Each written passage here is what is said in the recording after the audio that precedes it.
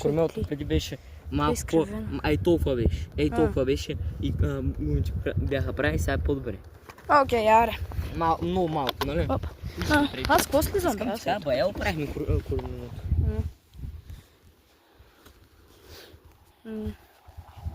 Сега вече е готово.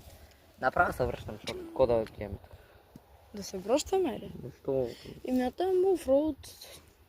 Яко Пак сме ще се се случи завидили. същото, нали? Да знаеш. Ако караме бързо на дупките, то там е на зигзаг улицата. Да, няма. Гледай. Някъде другаде.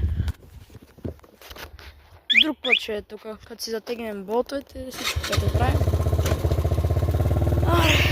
Хора, оправихме това. Тук малко разговор с нас.